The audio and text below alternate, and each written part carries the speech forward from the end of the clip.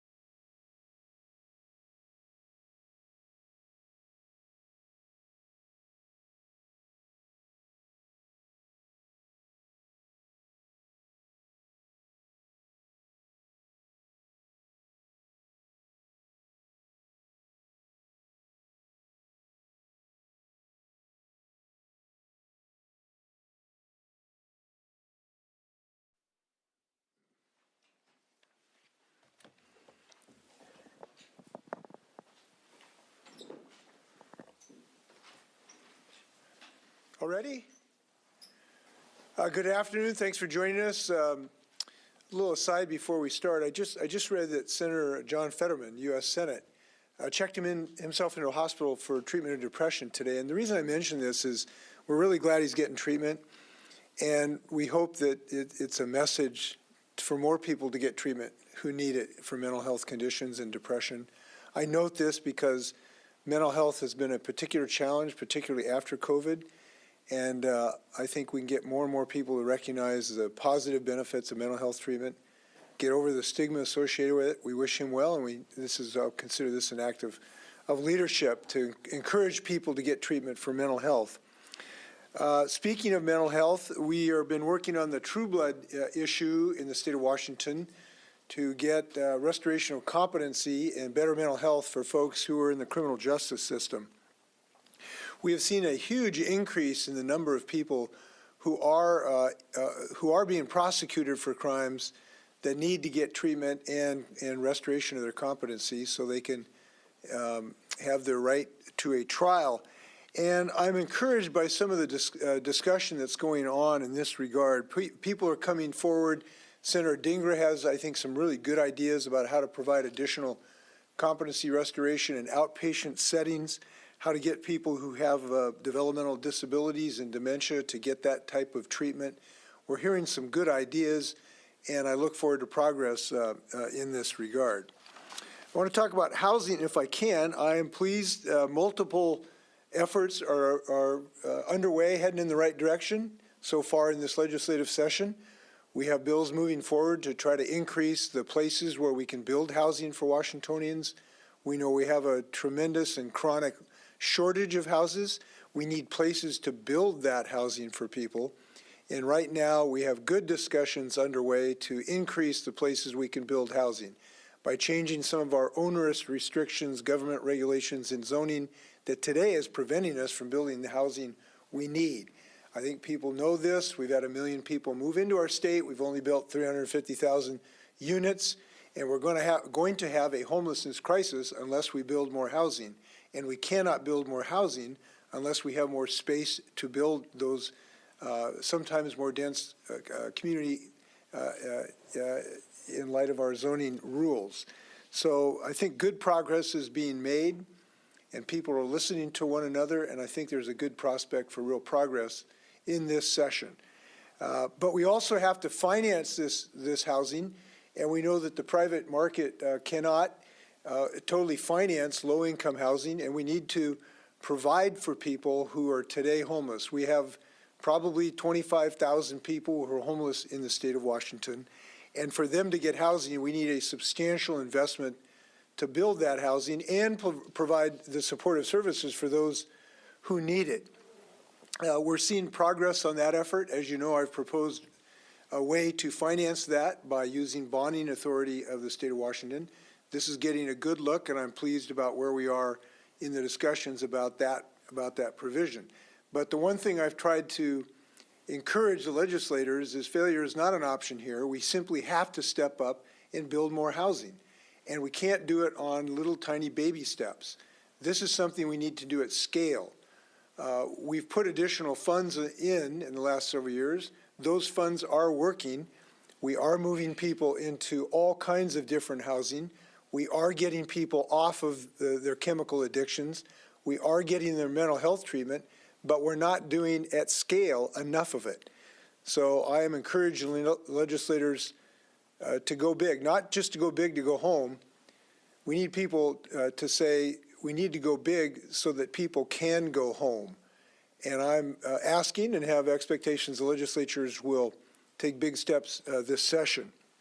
So I'm pleased about how that's going. I want to address something that's come up during the discussion of this proposal, a couple things. I've heard some folks, not legislators, but other folks say, well, no, it's not a housing issue, it's a chemical addiction issue. And I want to address that because this is not an either-or issue. It is an and issue. It is a chemical addiction issue which bedevils a significant percentage of our homeless folks, but it is also a housing issue because we need these people to get into treatment to break these chronic addictions, and to do that, having a roof over their head so that they can be secure and have a secure environment so people aren't stealing stuff from them and they're not having to live under a tarp so that they can actually get that treatment that is necessary. It is chemical addiction treatment to get off people of these horrendous drugs and giving them a safe, secure place to be while we're going through that process. Same thing with mental health. It is not just a mental health challenge for many people who are homeless. It is a mental health challenge and a housing challenge. Because to get people mental health treatment, it sure helps a lot better if you have a home to live in that is secure and safe. And when I go to these tiny home villages and other low-income housing, I hear this time and time again. I'm getting off of this addiction because I finally have a place to be secure so I can focus on ending this addiction. So I think many times in our public discussions, we think it's either or. This is and. We have to do all of these things to make this work. You've heard me talk about this guy I met down in Vancouver at a tiny home village, showed me his little tiny home. It's by 8 by 10. And he said, this isn't exactly a palace, but I had a horrible chemical addiction problem, and this little 8 by 10 pallet saved my life because it allowed me to really focus on my addiction. He's now getting medically assisted treatment and not using those pernicious drugs.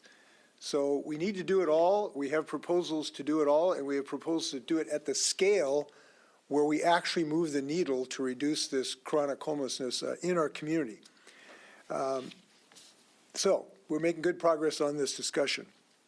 Thanks, Senator Elias and Representative Fye. I signed my first bill this morning. Felt great to be back in business.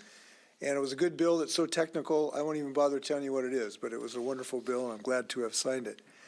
I want to thank Representative Gregerson, who's working on expanding assistance to food banks. We have about, our food banks are now down to about 20 or 30% of their normal stock because of the expansion of need for nutrition in our state. And we need to get people who are going to these food banks have something there when they arrive.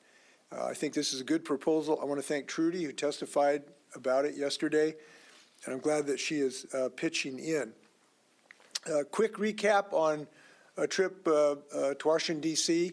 Very productive meetings. We were briefed on the balloon phenomenon, got good briefings about that. And I was most happy because I had an opportunity to talk to the leadership from the new Chief of Staff, Jeff Zeitz, to the Clean Energy Director, John Podesta, and had really good discussions about them, about how to maximize the job creation around clean energy in the state of Washington. We have a couple of issues that the federal government can really help us on, and I'm glad we have great partners there. Had a good discussion with the president, with the group of governors on a bipartisan basis. He helped people really increase confidence in what we're doing. It was a very productive trip. We're also very happy about the first tranche of the working family tax credit. We've already had 65,000 Washingtonians avail themselves of this tax reduction. This is a tax reduction. We have reduced taxes potentially for 400,000 households. But we're off to a great start. Very pleased that we've already got 65,000 people who are availing themselves of this tax break. And that's $1,200 is going to help people through difficult times. We're happy that we're making progress on that. So, in sum, early in the session, all systems go, and look forward to your questions. Hi, I'm Alexandria Osborne with WNPA. I was wondering, with the first deadline coming up Friday, how do you think the legislature has done with this, with this coming up with the first deadline? Well, I feel very positive about it. Almost all of the bills that I proposed are still alive and kicking, so that's good. So virtually all of the ideas that I'm proposing, the things I just talked about, are really on track for major progress. So I feel very positive about the session right now. And there is a really positive kind of vibe around the session this year. Legislators are getting along well. When you talk to legislators, they're telling me there seems to be better bipartisan communication going on, which is really a positive thing. And all our efforts are still very vibrant and moving forward. So I'm really happy about it. Governor, this morning the pursuit bill passed out of the House committee with some changes focusing on just reasonable suspicion on people who may have committed violent crimes. Are you following this issues about the police pursuit bait and the non-hearings not being heard in the Senate, and where do you stand on that? Thank you. So I am, and I've expressed myself repeatedly on this, I am quite willing to accept some changes in those rules to open up in certain circumstances where officers can have flexibility to do pursuits. I think that is the right approach. We've learned some things since the bill originally passed, so I'm open to those ideas. But obviously I can't sign a bill that doesn't get to my desk. So I hope legislators will continue to discuss that. I hope some bill can get to my desk. Governor, I want to check in with you on firearms proposals. It looks like the prohibition on semi-automatic rifles is out of committee and in rules committee, and I think you've got two other priorities: manufacturing liability, permit to purchase. Haven't gotten down to their second committees yet, but are still going for the moment. How do you feel on those, and do you think any of those are going to reach full votes in the House or Senate? Well, I hope all three do. I think all three of them are common sense measures. The relatively newer idea is the idea that people ought to have safety training and then get a permit to get a gun. And I'm actually spending a lot of time sharing the evidence about that it's a very effective provision. There was a research done by which college was, I'm trying to remember what college it was, who looked at all of the gun safety provisions and concluded that this type of gun safety measure has the biggest impact in reducing gun violence. It is the best thing that we have to reduce violence when it comes to gun safety. So I'm sharing that information with legislators, and I hope that they get all three of these bills to me. And I'm particularly interested in that one because it has been shown to be so effective. Who can argue against having some modest degree of safety training before you get a gun?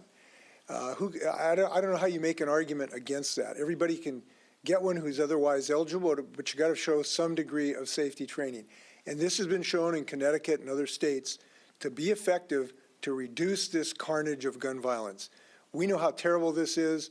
Hardly a day goes by where you're not reporting some horrendous violence of totally innocent people who are enjoying the day and never get to go home again. And this is now epidemic in our society. And all three of these measures have some means to actually do something about it. Governor, could you give us some insight into your decision-making around maintaining the state vaccine mandate for state workers, especially now that Seattle and King County have lifted theirs?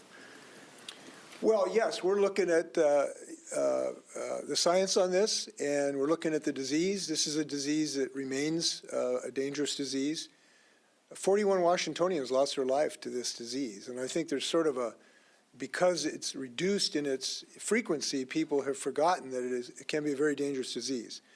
So 41 people didn't get to enjoy next week in the state of Washington because of this disease. And we have reached an agreement with our state employees that we would have this measure, and I believe it is justified by the effectiveness of the vaccine that is very, very effective in reducing your chance of hospitalization and death. You might get the disease, but it significantly reduces your chances of hospitalization and death. And we want a workforce that is healthy because we care about them, but we also want them to be able to come to work.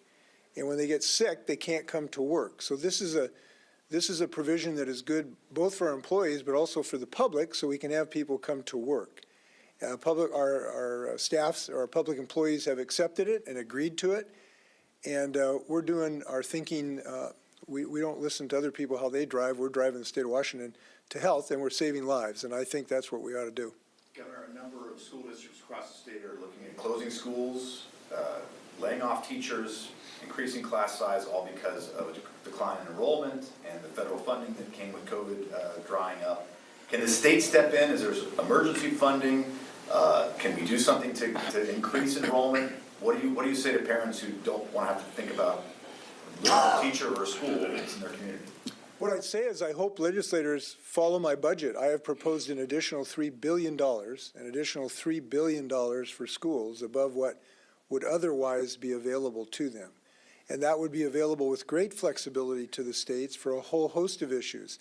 Additional mentoring, teacher compensation. We want to increase the help for special education students. I'm proposing that lid be lifted. But we have $3 billion to do all of those good ideas that could allow districts to alleviate some of the problems with declining enrollment. But the declining enrollment is an issue outside of the governor's or the legislator's control. The fact of the matter is there's less children in public schools, and it's quite dramatic. There are half as many kids in the Seattle public schools as when I was at Ingram High School. So it's quite a dramatic shift, if you will, and legislators are alert to that. But one way or another, I am urging them to put more investment into our schools so they can alleviate some of these problems. And we know that our children are still under the shadow of COVID, and we know quite a number of them need some help, remediation, additional mentoring and the like. And so that's why I'm providing another $3 billion for them to help. Just to follow up, you mentioned COVID. Do you believe that the shutdowns, the vaccine mandate for teachers, any of that has contributed to a decline in enrollment? Why aren't the kids coming back? Well, I think it's like everything in life, there's multiple reasons, but COVID was a great difficulty for children, for educators, for parents, for families, for everybody in the whole community. It was very difficult. And we could not expect that we would have exactly the same level of performance without in-person learning. There's no question about that. Now, we saved a lot of lives because we made some decisions, as we've talked about. We may have avoided 19,000 fatalities in our state, but these are very difficult decisions. It would not surprise me that is one of the reasons that children have pursued other options. Homelessness is a problem for families the ability to deal with our homelessness crisis has an impact on the success of our schools. I met with a woman at Mark Morris High School yesterday, went down and saw my old coach, Billy Backamus, one of the winningest coaches in state history, by the way. And I met a woman, her name was Chris, I'm trying to remember her last name. She is the homelessness liaison for the homeless kids in that high school. And it's really hard for kids to pay attention to their homework when they're living under a tarp or in the back of a '69 Buick. And so doing something with homelessness is important. Getting people more chemical addiction treatment is important in the educational forum, both for the students and their parents. Having increased mental health is very important. All these things are in the educational matrix. It's not just the dollars for the schools, is the point I want to make. And we need to do all of these things. Governor, just to follow up on homeless comments there, you made. By the way, I never finished my story about Chris. Chris was telling me that the kind of things, when you get housing for these kids, they just blossom. She's doing the best she can when they're couch surfing and they're living in a tent. But when they get a stable house, they just grow like crazy. And so it's one of the reasons I'm pushing on housing so much. The CEO of the Regional Homelessness Authority in King County said 22% of their shelters are going unused. And when he was asked why can't you move people off the highways into these shelters, he said that the proviso with the state prevents that from happening. And the language of the proviso, according to what I look at it, says they have to be focused on permanent housing, the applicants for the money that they're going to get from the state. Is that your interpretation of how the $143 million that was spent on the right-of-way initiative? Are people supposed to go into permanent housing and not into temporary housing when it's available? Well, no, I don't believe that proviso prohibited the use of congregate shelters. But what it did do, and I think wisely, tried to aim us toward more permanent solutions so that they would be more permanent. Clearly, having a private, secure place for people is more successful than what's called a congregate shelter, when people go into a warehouse and they're in a cot and they're with 100 people with no privacy whatsoever. And the reason it's more successful is, one, more people will go there. You know, we can clear an encampment, but we're not putting them in prison. And if they just take their tent and go next door or back to Woodland Park Zoo, that doesn't solve the problem. We've also found that when people go into congregate shelter, they'll stay there for 2 nights and then leave and go right back out into another encampment. So these other methods that are private, what we found is when you have privacy, a door you can shut, and hygiene, and a place to put your gear, is much more successful at keeping people from being homeless, keeping them out of the homeless encampments.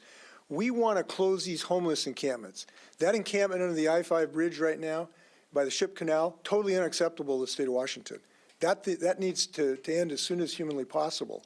But the best way to make sure it is a long-term solution is to get them into a place that's private and secure. Congregate shelter possible under that proviso. They're not eliminated by that proviso, but we try to aim high up to the tree as high as we can. And we're, by the way, we're working, because I think your channel has covered this issue, we're working in the short term while we close this camp, because that's the goal. We want to close this camp. But while we're doing that, we're trying to get additional police force to give people more security. Our DOT people was out there this morning. There was a Seattle police officer there, which we're pleased to see. As we speak, literally my chief of staff is talking to the city about how we have a coordinated police presence there. We're trying to do some of the trash pickup. They removed a bunch of the propane bottles. That doesn't solve the neighbor's concern, but we're trying to do everything we can as fast as we humanly can. Governor, Jeannie Lindsay with the Northwest News Network. I'm wondering how much data the state is collecting on unhoused people going to shelters after freeway encampment removals.